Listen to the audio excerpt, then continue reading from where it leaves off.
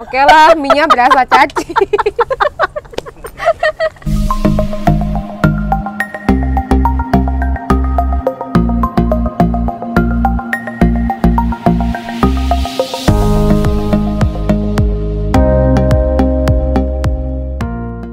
Hai guys, welcome back to my YouTube channel. Apa kabar kalian? Dan balik lagi dengan gue, Apri Angelin. Waktu di video sebelumnya, gue udah sharing tentang Ayu Ang yang penghasilannya miliaran di usia yang masih muda. Nah, kali ini di video ini spesial banget, yang pasti berbeda dong dengan yang kemarin. Gue udah undang seseorang yang pengalamannya luar biasa, udah cukup panjang. Dan beliau ini selama sekitar 5 tahun sudah banyak juga ngebantu gue, Wonder Woman. Siapa itu? Kita kenalan langsung ya. Tada! Dengan Dr. Agnes. Halo dok, thank you loh dok. Halo Angel, halo udah, semuanya YouTubers. Ya. Dokter udah mau di invite ke sini. Thank you banget dok untuk mau sharing-sharing ke sini. Gue seneng banget, happy banget karena minta waktu beliau ini tidak mudah. Kemarin sempat undur ya dok ya, sempat keundur gitu ya, orang sibuk ya kan.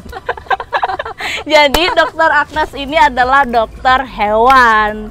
Jadi dokter Agnes juga udah bantu banyak banget di anak-anak gue. Jadi gue punya 7 anak, 8 anak tapi 1 udah keadopsi di teman. Jadi ada 7 di rumah, beliau yang tanganin dari yang bayi sampai yang udah gede segini ya, udah 5 tahun 7 tahun juga ada gitu.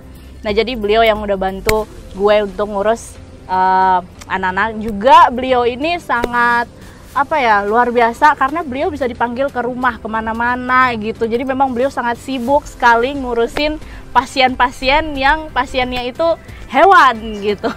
Kita bakal banyak belajar dari beliau, dari kisah beliau, bagaimana sih perjalanan beliau bisa sampai di titik sekarang ini, atau bisa beliau ini cukup terkenal loh guys di Jogja itu. Di mana-mana dokter Agnes pasti tahu gitu. Siapa yang nggak kenal dokter Agnes, karena beliau ini punya hati luar biasa. Beliau tuh baik banget, dan gue kenal beliau ini gue salut karena dokter Agnes bukan dokter yang money oriented. Jadi beliau tuh punya hati yang luar biasa untuk hewan lah gitu. Karena gue pernah punya pengalaman ya dok, yang waktu Koko ya. Iya, kita rescue rescue gitu. Itu sampai dokter rela nggak dibayar karena waktu itu emang gue rescue dari jalan, dia terbuang lah di pinggir jalan, gue rescue dia. Akhirnya disuntik dan kutunya banyak waktu itu ya dok ya. Semua tuh sebadan. Jadi dokter tuh rela banget gitu. Dok, ini ada ketemu anjing, gue mau rescue. Iya kesana gitu. Jadi dokter tuh langsung datang. Itulah hebatnya dokter Agnes. Sigap banget gitu. Jadi kita bakal tanya ya. Oke. Gue bakal tanya ke dokter, dan dokter bakal sharing. Kita sama-sama belajar karena beliau ini kan kalau datang hanya meriksa anak-anak, habis itu pergi. Jadi emang waktu untuk benar-benar bisa tanya banyak, yaitu di sini gitu. Mumpung ya. Iya. Mumpung ya kan. Aduh, dan beliau tuh kalau cerita ya guys di Facebook itu lucu-lucu banget. Kalian bisa cek Facebook Dokter Agnes, nanti gue masuk di bawah ya. Gue bikin FB Your Doctor, Twitter nggak ya dok ya, Instagram, IG. Biar yang mau kenalan silakan kenalan ya kan. Oke dok, jadi dok, aku punya 10 pertanyaan buat dokter. Jadi pertanyaan yang pertama, itu sudah berapa tahun dokter jadi dokter hewan? Oke. Saya jadi dokter hewan itu sejak tahun 2004, berarti sudah 16 tahun. 16 tahun. Udah 16 tahun jadinya. Lama banget ya. Lama banget. Dan yang kedua, apa motivasi dokter waktu itu ambil dokter hewan? Which is di saat itu hewan tuh masih jarang dipelihara ya. Ya, oke. Dan banyak orang juga pasti mempertanyakan, kok dokter hewan sih? Iya, nggak dokter orang aja gitu kan ya.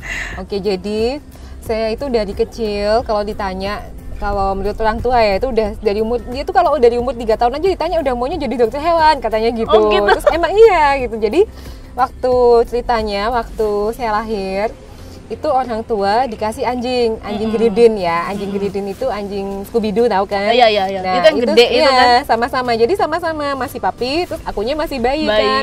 Nah, itu boboknya bareng, semua segala macam bareng lah. Sampai terus mau jadi apa? Mau jadi dokter hewan, mau jadi dokternya Bruno, namanya Bruno. Nah, terus si Bruno ini kan suatu hari dia mati karena ya sakit cuman memang dokternya waktu itu yang handle itu sedikit misdiagnos karena seharusnya penyakitnya A, kemudian mungkin diomongkan penyakitnya ini is okay, nggak apa-apa, jadi nggak perlu panik. Ternyata dia itu terserang virus ganas kan, jadi waktu itu dia kena distemper. Nah setelah kita cek ke dokter lain, ini distemper ternyata. Jadi sejak saat itulah saya makin kuat keinginan buat jadi dokter hewan. Aku mau jadi dokter, pokoknya dokter tuh yang teliti, yang pokoknya yang bisa, yang benar-benar, maksudnya semua gejalanya itu ditanya. Makanya kan kalau ke rumahmu pasti kutanya kan, ini dari A sampai Z semua detail. Iya. Gitu. Jadi memang dokter kalau meriksa anak-anak gua di rumah itu benar-benar A sampai Z itu ditanyain. Iya dokter. Sampai ini dokter bawel amat sih, gitu aja ditanyain gitu ya. Tapi memang justru itu bagus loh guys, karena apa ya, kita jadi dokternya juga jadi tahu gitu, tahu harus mendiagnosa seperti apa. Kan, karena penting ya, karena kayak misalnya nih, dok anjingku muntah, nah muntah itu bisa macam-macam kan, muntah itu belum tentu dia muntah penyakit, belum tentu juga muntah dia kekenyangan, bisa dia muntah, makanya selalu kutanya muntahnya kayak gimana, warnanya gimana, konsistensinya kayak apa, kan pasti kutanya seperti itu. Dan itu penting banget kayak gitu. Jadi banyak belajar juga. Jadi gue juga punya pengalaman anjing gue sempat sakit. Ya waktu itu ya dok ya, Sena sama Strong. Jadi karena kena ada, ya sebenarnya kalau virus ya kayak distemper atau parvo itu nularnya malah dari manusia. Ya dok ya. Jadi kita bisa jadi carrier. Jadi misalnya nih kita habis pegang anjing yang sakit nih, nah terus kita lupa, kita mungkin pulang nggak mandi, nggak cuci tangan, kita pegang anjing kita. Nah kadang-kadang itu penyakit, katanya menular. Makanya kayak misalnya saya sebagai dokter hewan itu kalau habis pegang anjing yang sakit, yang viral, penyakitnya karena virus atau karena hal-hal penyakit lain yang menular, biasanya saya nggak terima pasien lain, mesti pulang dulu, mandi, bersih, peralatan disteril dulu, mungkin semalaman ya, baru besok terima pasien lagi. Seperti itu penting banget sih, supaya kita nggak jadi carrier untuk menularkan penyakit ke anjing lain atau ke kucing lain atau ke hewan lain, seperti itu. Bener. Jadi emang pernah tuh sekitar kayak tahun kemarin tahun lalu ya. Jadi anjing gua ada 2, sebenarnya bukan kembar tapi lahirnya memang kakak adik. Jadi yang satu udah sakit karena gue sempat tinggalin ke Medan waktu itu ya dok ya. Ada mbak yang jaga, terus ya nggak tahu gimana tiba-tiba pas pulang dari Medan itu kok anjingnya pupnya hitam, karena nggak pernah ada anjing gue tuh selama ini semua sehat gitu loh, nggak pernah ada bermasalah yang aneh-aneh. Mungkin ya kalau misalnya flu atau misalnya mungkin ya kecil-kecil gitu sakitnya masih oke, itu langsung bisa sama dokter Agnes. Dan waktu itu dokter lagi ini ya, lagi di luar kota lagi di Batam. Nah itu langsung masuk rumah sakit guys, itu parvo dua lagi. Nah untungnya yang lain kuat karena yang 2 itu belum di vaksin, belum divaksin gitu. Nah itu juga ya guys, penting banget vaksin ya nggak dok ya? Betul, karena untuk proteksi ya. Benar, jadi gue lupa vaksin sampai 8 bulan akhirnya kena, dan untungnya selamat guys. Karena itu 9 hari di rumah sakit hewan Suparwi yang UGM, itu luar biasa guys, capek. Bukan cuma capek, tenaga, uang habis juga. Dan untung selamat ya, kalau nggak selamat aduh itu udah bikin, itulah pentingnya ya. Habis sembuh langsung vaksin ya, langsung vaksin. Itu langsung pas sembuh semuanya vaksin pokoknya. Yang di dalam rumah juga, yang lain yang di rumah yang nggak sakit juga semuanya vaksin ulang lagi. Aduh. Nah yang ketiga dok, tantangan selama ini menjadi dokter apa nih? Tantangannya ya itu, kalau kita maksudnya ada penyakit-penyakit yang cukup berat, terus kadang yang penyakitnya ini complicated, dalam arti misalnya ya kena parvo, ternyata nggak cuma parvo doang, ternyata begitu cek loh ini juga ada koksidianya. Nah ini kan kita tertantang bagaimana untuk menyembuhkan ini, keduanya bisa sembuh bersamaan tanpa membuat imunnya dia sendiri drop gitu kan. Jadi kadang challenge seperti itu yang kadang membuat kita, kita belajar lebih lanjut lagi kan, ini harus begini, ini harus begitu. Jadi akhirnya kita di saat yang bersamaan juga kita jadi mengambil decision itu, kita belajar untuk mengambil decision yang tepat. Ini mana yang seharusnya kita dulukan. Nah, itu seperti itu. Jadi challenge seperti itu ada terus. Benar. Nggak mudah guys jadi dokter hewan ya. Kalau sekarang kan gue baru sadar kalau emang seneng banget dengan hewan kan dok. Kenapa nggak dari dulu ambil dokter hewan ya kan? Nah, jadi pertanyaan yang keempat dok, bagaimana dokter mendekatkan diri dengan hewan yang liar atau hewan yang buas? Karena kan kalau hewan peliharaan lebih mudah dideketin ya dibanding yang luar gitu, like kuda, sapi atau mungkin buaya, mungkin pernah dokter? Pernah ya. Nah itu tuh gimana tuh dok? Jadi emang kebetulan saya beberapa kali dapet wild animals. Kadang mereka juga datang ke rumah saya, tiba-tiba ada gitu kan, datang gitu. Terus akhirnya ada beberapa yang jadi peliharaan juga. Nah, yang mesti diingat adalah animals are animals, not human. Jadi hewan itu hewan, bukan manusia. Kadang kesalahan kita adalah kita memposisikan hewan sebagai manusia. Benar. Nah, itu salah besar. Karena ya itu tadi, hewan adalah hewan. Kita harus selalu ingat di mindset kita, this is animals, it's not human. So, ya kita harus tahu habit dia nih, misalnya tahu teritori ya, misalnya teritorinya dia bagaimana. Misalnya kita mendekat, di situ ada range, ada area, misalnya nih kayak anjing hutan misalnya ya.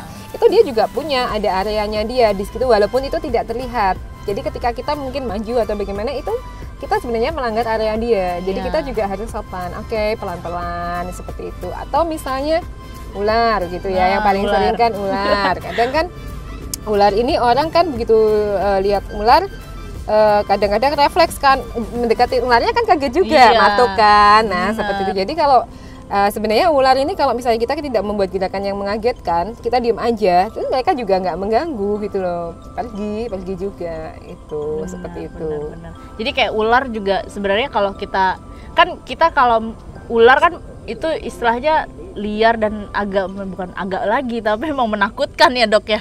Kalau lihat ular, ular tuh.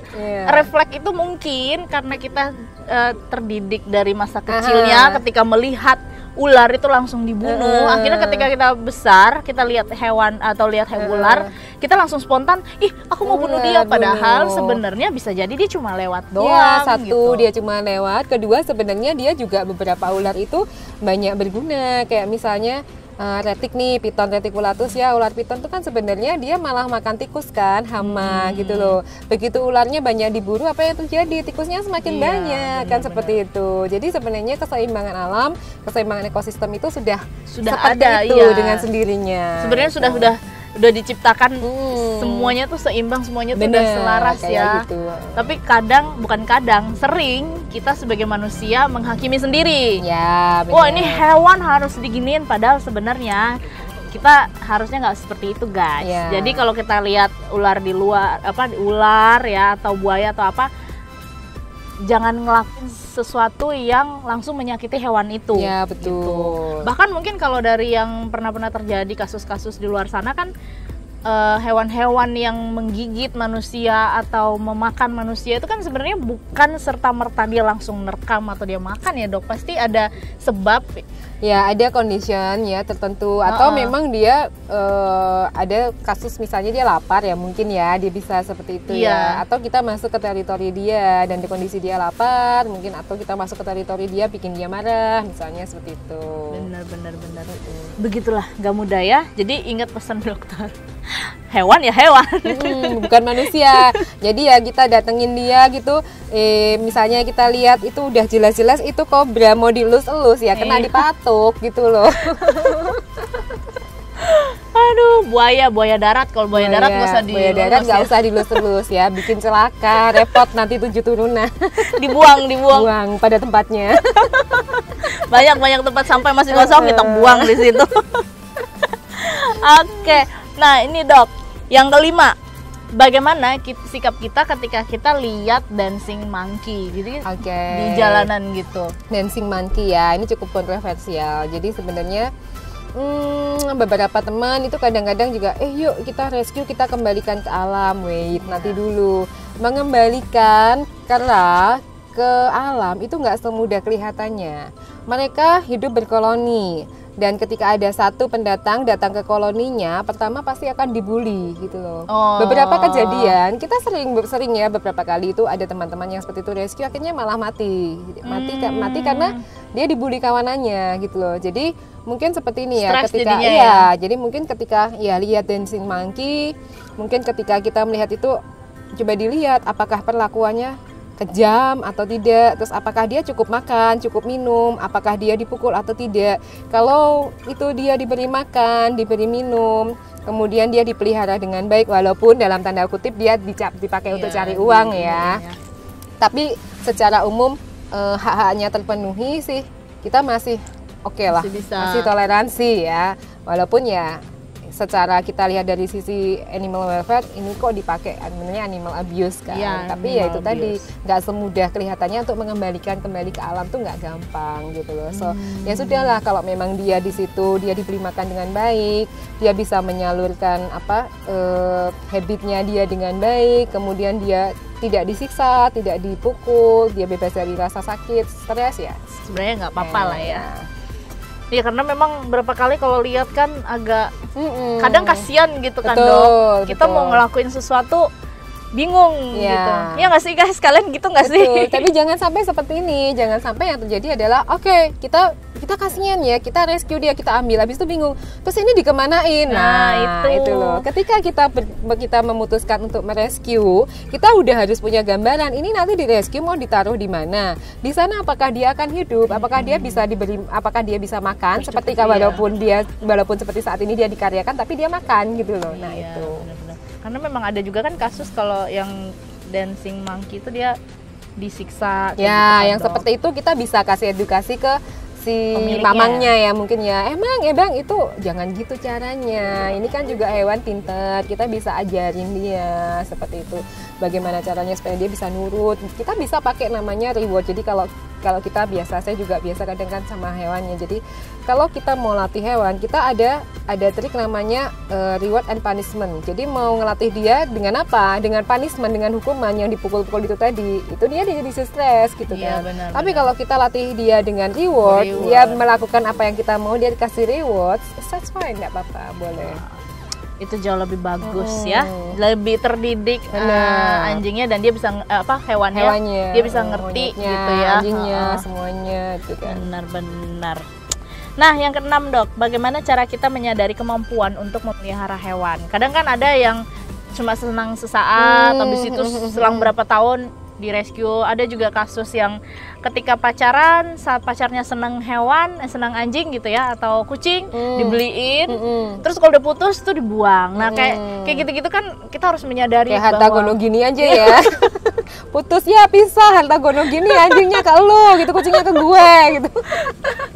Jadinya bingung ya.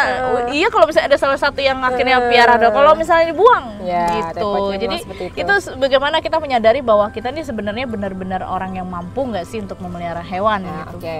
Jadi pertama kali ketika kita memutuskan mau memelihara hewan adalah satu, ini penting banget, kita punya waktu nggak buat dia. Pertama ya.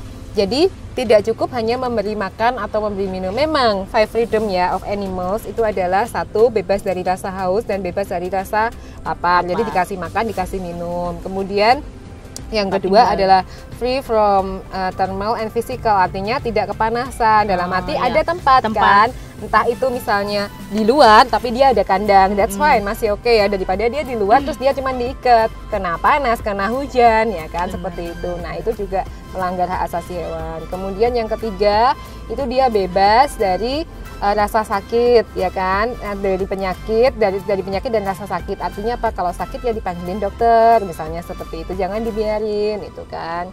Kemudian yang keempat adalah dia bebas mengekspresikan kebutuhan nalurinya dia, termasuk salah satunya misalnya dia mau kawin, dia bisa. Nah dalam hal ini steril itu boleh diperbolehkan ketika memang kita sudah tidak sanggup, misalnya kita cukup tahu diri ya. Ini kalau misalnya kawin-kawin lagi anaknya banyak, gue nggak sanggup nih ngurus. Oke, di steril nggak apa-apa. Itu justru lebih baik daripada nanti beranak pinak terus menerus dan kita malah akhirnya anak-anaknya terlantar kan Benar. gitu. Toh dia masih bisa mengekspresikan keinginannya dia untuk kawin gitu loh, masih bisa kan seperti itu, karena tetap ada hormon yang masih hormon yang masih tersisa di memorinya dia kan, nanti mungkin setelah beberapa waktu baru dia sama sekali tidak ada keinginan gitu. Jadi masih oke sih, masih nggak masalah. Kemudian juga bebas dari rasa stres kan, nantinya ketika kita pelihara ya jangan Dimarah-marahin terus ya. dimarah-marahin terus. Dipukul. Mengkoreksi itu boleh karena untuk mendidik si hewan. Iya. Jadi hewan itu seperti anak-anak juga, karena mereka mengekspresikan behaviornya mereka, dia kencing di mana-mana misalnya ya. Kalau kita nggak mau dia kencing di mana-mana, kita ajarin supaya dia nggak kencing di mana-mana. Itu seperti itu. Kemudian yang lain adalah ya satu itu tadi ya, bisa memenuhi freedom of animals ya. Kemudian yang kedua, apakah kita punya cukup uang untuk membiayai dia? Ini penting kan, karena kadang-kadang kan yang saya lihat itu kadang-kadang, ini lihat di sana di sini kucing jalanan, anjingnya rescue, bla bla bla, habis gitu nggak punya duit, nodong orang-orang gitu kan. Akhirnya ya oke lah kalau untuk goodwill, untuk hal yang baik, kadang-kadang teman-teman itu juga rela lah untuk berdonasi. Kadang juga saya juga kalau misalnya ini oke lah, nggak apa-apa, bawa sini udah nggak masalah. Tapi kadang-kadang kalau itu sampai keterusan juga kita mesti introspeksi atau evaluasi. Benar. Ini ya kita sudah nggak sanggup, mau nodong siapa lagi kan nggak boleh juga kayak gitu kan itu. Jadi ya sebatas kemampuan itu. Kemudian juga perlu diperhatikan faktor lingkungan, tetangga. Tetangga, Nah benar-benar. ini yang paling sering terjadi adalah dikomplain kiri kanan, tetangga depan belakang kiri kanan ya kan, mungkin karena jadi berangkat pagi pulang malam kotorannya numpuk, bau kan, tetangga komplain ya benar kan, karena bau kan, mengganggu lingkungan. Kemudian punya hewan diliarkan nih, misalnya diumbar gitu aja, misalnya punya kucing, kucingnya pupuk di tempat tetangga, tetangganya protes ya nggak salah, gitu lah. Kucingnya wajar karena dia hewan ya, dia taunya gitu. Yang salah siapa? Ya pemiliknya. Kenapa kamu umbar gitu loh, bikin masalah kan di tetangga gitu kan. Kadang kita juga nggak tahu, kadang tetangganya lagi capek, baru pulang, tiba-tiba aduh ada pup di sini, kena keinjek gitu kan, harus bersihin punya siapa, kucing orang, kenapa gue yang bersihin kan gitu kan. Nah kadang-kadang seperti itu loh. Jadi memang harus banyak hal yang dipikirkan sebelum kita mau memelihara. Ini kira-kira begini bisa nggak saya menghadapi ini besok? Nah itu. Jadi memang harus dipikir panjang ya guys. Jangan hanya sesaat kalau kita lagi senang, kayaknya itu lucu ya, gitu, papi gitu, lucu. Lucunya sampai 15 tahun ke depan loh komitmennya minimal ya kan. Ada yang sampai usia 20 kan. Bener. Jadi ya sama hal dengan yang gue juga rasain gitu. 7 tahun miara hewan, 5 tahun ya 7 tahun lah Brili ya. Itu nggak mudah guys. Dan hewan di rumah gue tuh 7 gitu. Masing-masing tuh punya karakternya, itu nggak mudah. Beda-beda, yang satunya heboh, yang satunya makan telat, gitu paling lambat. Yang satunya ya normal-normal aja, yang satunya suka gonggong, yang satunya nggak suka. Jadi apalagi kalau berantem gitu ya. Nah itu gue belajar banget, karena itulah yang jadi kayak gini ya, memisahkan hewan itu nggak seperti memisahkan manusia ketika berantem gitu. Dan khusus anjing, untuk khusus kanide ya, itu mereka ada yang namanya pack leadership. Jadi ada kawanan dan salah satunya itu si alpha yang dominan ini adalah pack leadernya. Jadi dan suatu saat itu akan tergeser. Ada satu yang nanti ketika dia mulai, ini kita belajar masuk ke behavior ya. Ketika ada satu yang nanti dia mulai mature, dia karakternya memang alpha, memang dia dominan, dia akan challenge, dia akan nantang ke alpha yang sebelumnya. Berantem, ketika nanti dia menang ya sudah dia alfanya, kawanan di situ nurutnya sama dia. Nah itu yang kita sebagai pemilik, kalau anjing kita lebih dari satu mesti siap. Jangan sampai pack leadernya tuh anjingnya kita yang harus jadi pack leadernya. Jadi gitu. Takut ya. Iya. Wah kayaknya gue salah didik Brili dah. Dan yang sering jadi berantem dengan Epot itu karena Brili ini kan cuma menang mulut. Oh iya. Giliran berantem dia nggak bisa. Gak berani. Gitu. Akhirnya dia. Jadi kalau pulang gitu kan, yang paling kedengaran suaranya suara dia. Iya. Kemarin baru berantem juga gara-gara udah gonggong. Akhirnya Epot dengan Arlo kan gak suka. Cuma kalau Arlo sekarang kayaknya dia lebih nggak tahu semenjak dia ini kawin 2 kali dengan epot, kayaknya dia lebih anteng. Yang lebih jadi alpha tuh epot. Jadi dia yang iniin serang, ya sempat juga sih serang Brili ya Arlo, tapi nggak sesering epot, karena epot nggak suka Brili berisik, digigit lah tuh Brili. Pulang-pulang udah ketarik-tarik dia. Jadi kalau kalian guys yang kenal gue lebih dekat pasti tahu anjing gue Brili itu, aduh, Maltese, lucu guys, tapi galak. Jangan tertipu penampilan. Jangan tertipu penampilannya loh, dia lucu banget bulunya. Pokoknya kalau lihat jenis Maltese itu pasti lucu. Tapi ya itu, dia galak dan dia mulutnya tuh aduh nggak bisa diem. Jadi memang is a lion in Maltese body. Menang body doang dia. Tapi kalau berantem dia nggak bisa guys. Kayak gonggong Koko juga gitu. Gonggong giliran aku masuk, kalau dia dengan Koko kan Brili kan nggak suka ini, nggak suka berantem ya sebenarnya. Jadi kalau dia dengan Koko cuek. Brili penakut gitu. Jadi nggak ada yang nggak akan terjadi apa-apa. Jadi kalau Brili dari sebelah kan karena beda ruangan kan. Dia ini dari luar, tapi giliran aku masukin di situ langsung nyari pintu. Jadi takut. Jadi memang ya itulah, kita harus belajar. Jadi memang nggak mudah guys, untuk miara hewan tuh nggak mudah. Oke, kita balik lagi guys, karena menghargai tadi ada sholat, jadi kita cut langsung. Kita lanjut lagi ya pertanyaannya. Yang berikutnya, yang ke-7. Ini untuk yang udah punya anak dok. Bagaimana sih ngajarin atau ngedukasi anak kecil agar mereka tuh mampu memiliki empati dengan sama hewan ya, sayang sama hewan. Itu ke hewannya sendiri atau semua hewan? Semua hewan ya, oke. Atau ketika dia memelihara hewan ya, berarti gitu. general ya, oke. General. Jadi gini, kadang-kadang itu kan yang paling sering kejadian ketika misalnya ada anjing atau kucing atau apa, ada animal abuse, itu malah anak-anak kadang-kadang. Jadi dia lihat anjing, dia lihat kucing, lempar batu. Iya, bener, atau anjing baik-baik lagi duduk, lagi tiduran di kandangnya, diganggu. lewat diganggu, woi anjing gitu kan. Sering tuh kejadian kan kayak gitu. Dia pun di rumah saya pun kayak gitu kan. Lewat tiba-tiba saya anjing. Nah, kalau udah kayak gitu, kalau kadang-kadang kalau saya tahu itu, kalau apa namanya, kenapa pengen kenalan, sini boleh kenalan gitu, sini masuk sini kenalan, pengen lihat ya anjingnya tuh kan, tapi jangan diganggu. Jadi kita kasih pengertian ke si anak itu kalau anaknya orang ya kan. Anaknya orang.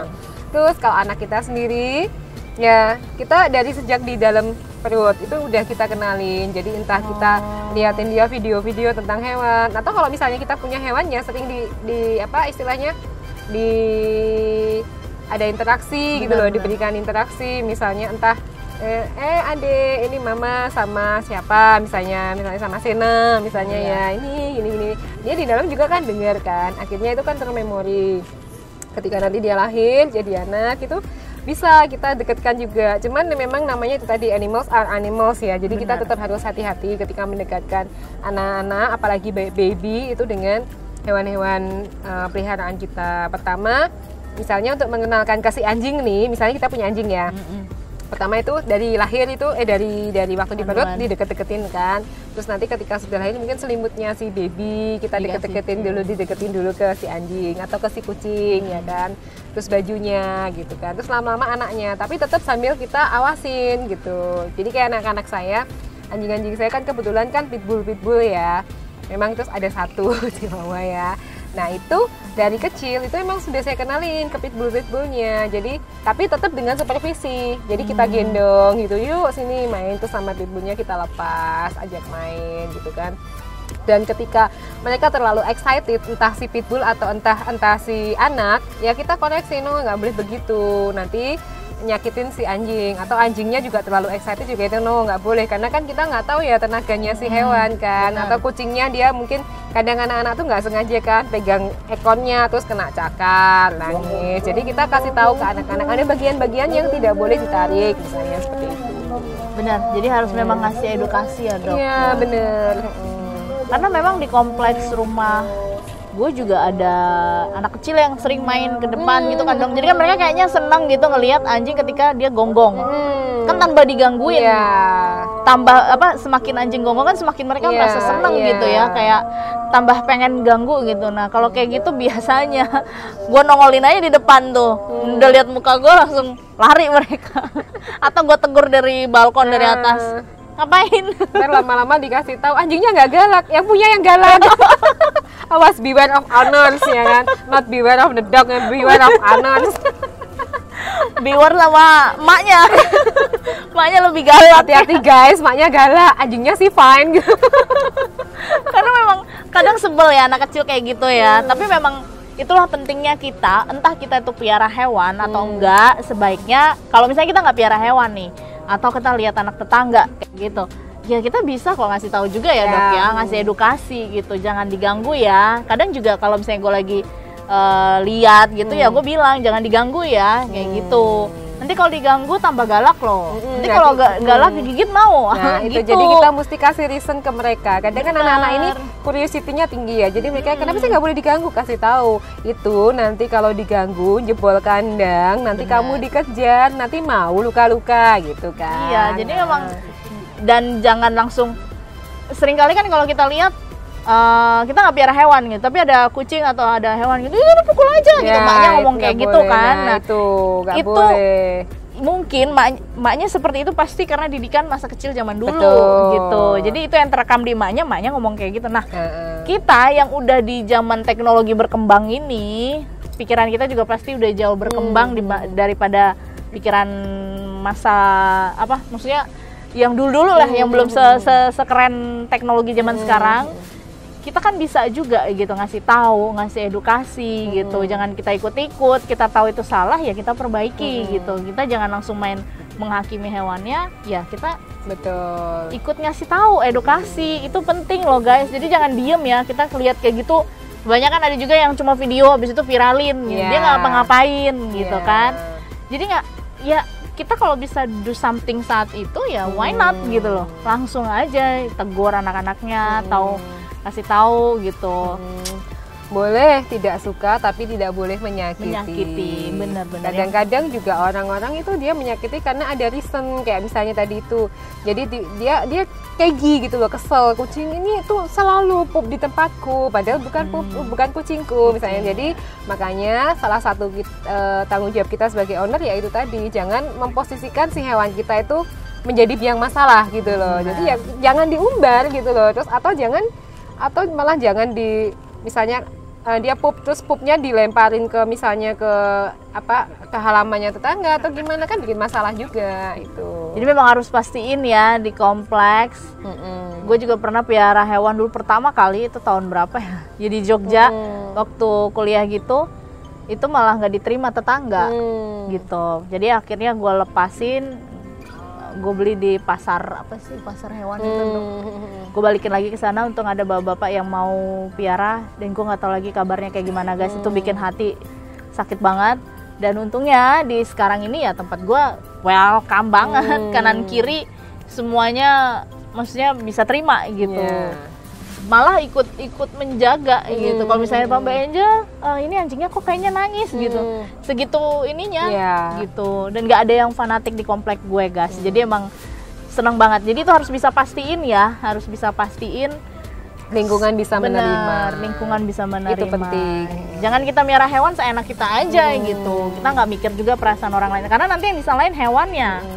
Gitu. Apalagi kalau punya anjing besar harus punya rumah yang ada pagarnya gitu. Maksudnya rumah harus ada pagarnya. Karena kalau nggak ada pagarnya ada resiko dia keluar gigit gitu loh. Keluar gigit yang salah siapa ya kita gitu loh. Kita sebagai ownernya karena nggak bisa menjaga kan. Kalau anjingnya galak itu lebih parah.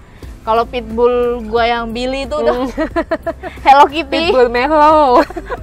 Kalau kalian ketemu anjing gua yang pitbull itu Billy namanya, nah itu sih kalian ajak main mau bisa. Dia nggak bakal galak. Nah, yang ke-8 dok. Ini dokter kan juga punya tempat praktek, juga dipanggil ya. Ya, kemana-mana gitu. Itu yang bikin dokter sibuk banget dan respon lama. kalau teman-teman gue nanya, Angel lu tahu nggak dokter hewan yang bagus? Gue pasti saranin pertama kali itu dokter Agnes, dan gue kasih nomornya langsung nih. Tapi sabar ya, karena di jalan kadang balasnya lama. Iya, jadi memang itulah dokter tuh super sibuk, jadi memang harus sabar guys untuk hubungi beliau ya.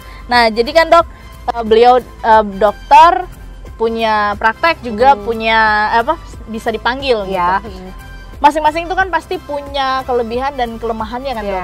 Nah itu gimana sih dok yang dokter rasakan selama ini? Yang jelas gini, kalau misalnya saya visit ke tempat klien, ke tempat pasien, itu kita bisa lihat kondisi lingkungannya. Misalnya kadang gini, dok anjingku itu atau dok kucingku pilek. Nah kan kadang kita lihat pilek, oh ternyata pileknya itu bukan pilek penyakit, tapi pilek kenapa? Karena dia sepanjang hari itu di kandang, kandangnya jarang dibersihkan, amoniaknya tinggi. Nah dia pilek. Kita lihat, oh lah ini kandangnya soalnya begini-begini, tidak ada sirkulasi udara, dia pilek. Jadi ketika kita visit itu kita justru bisa melihat lingkungan di sekitarnya.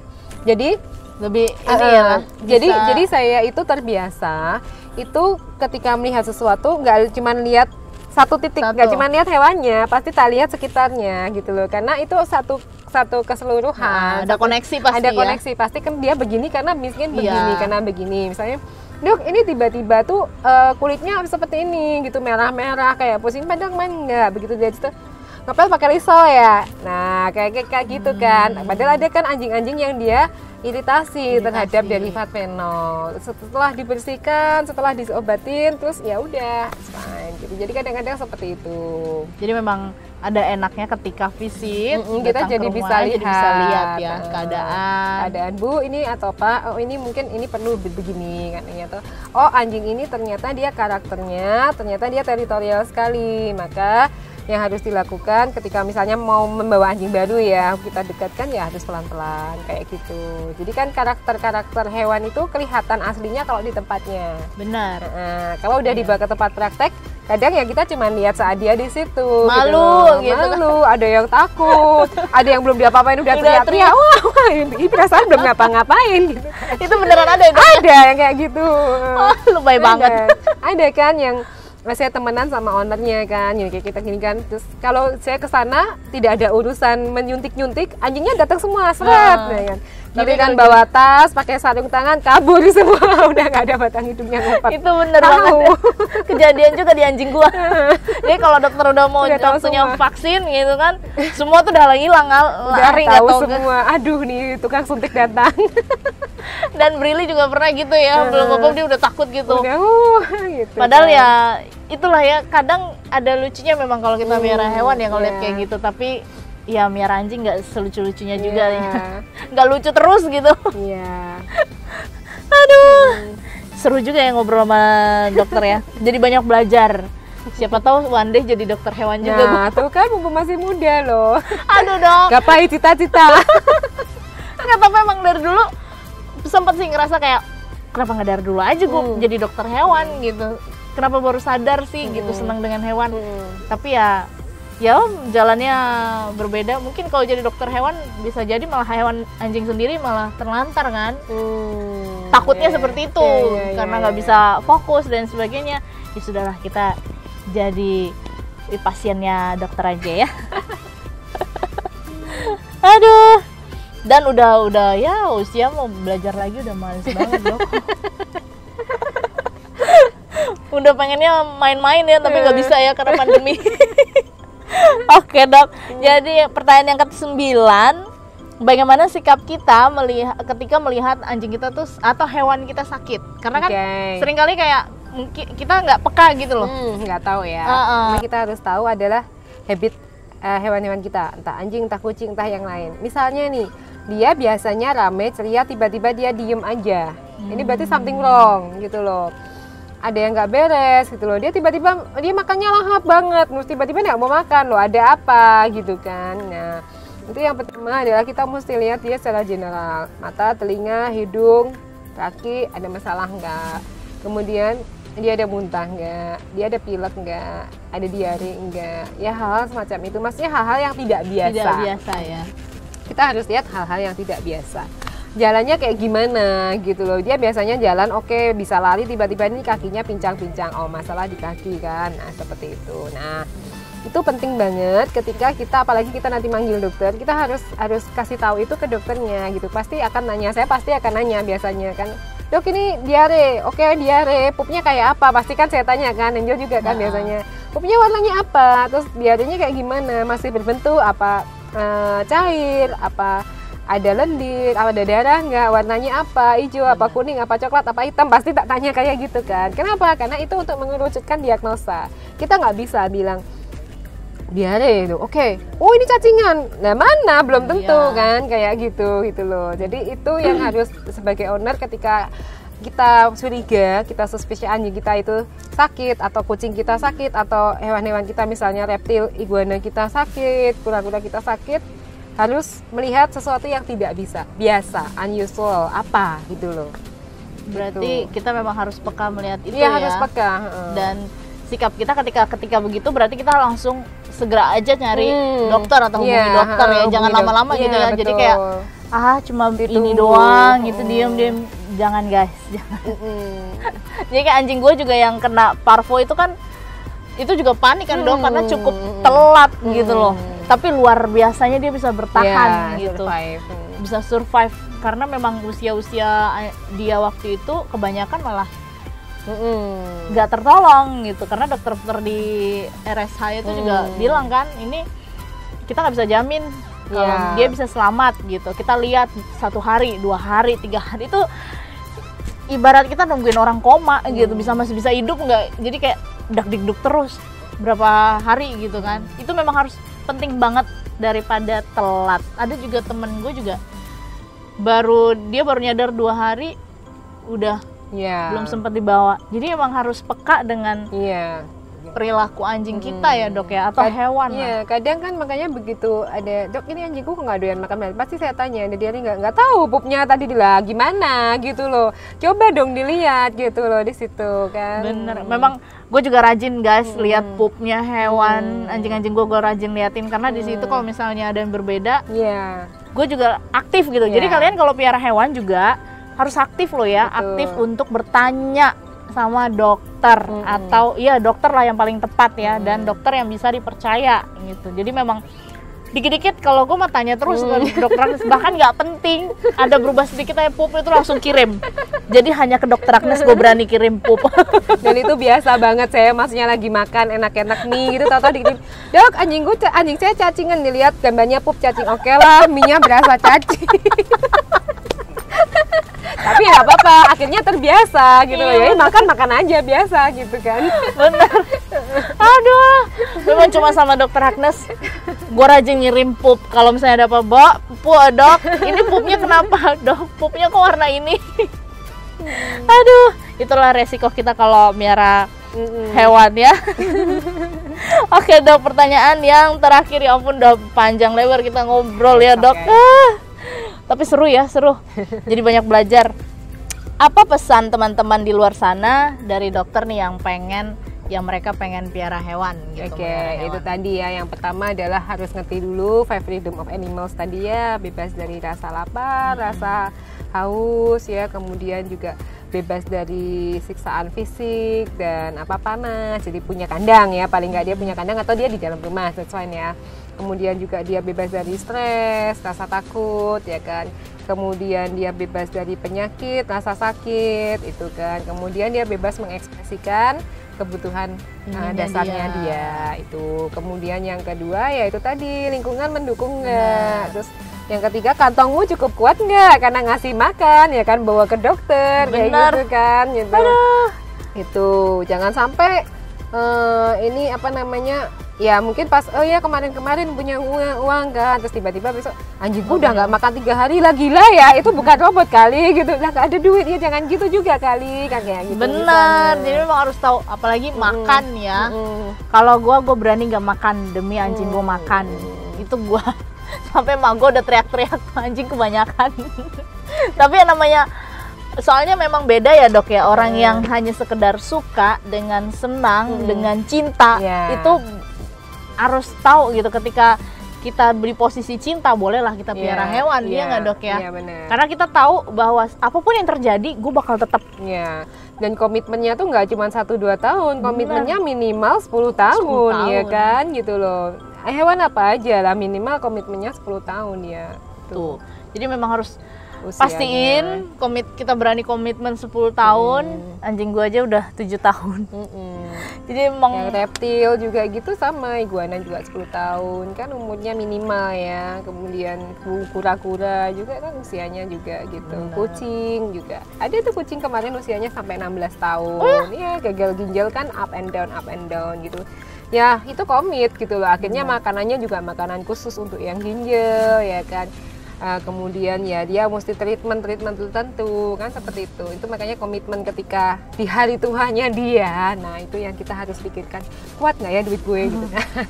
sama kayak manusia ya, yang kalau misalnya sama. udah masa Manual. tua, perawatannya tentu berbeda beda. gitu. Semua makanannya dan ininya juga berbeda. Itulah, nggak mudah guys, nggak mudah ya.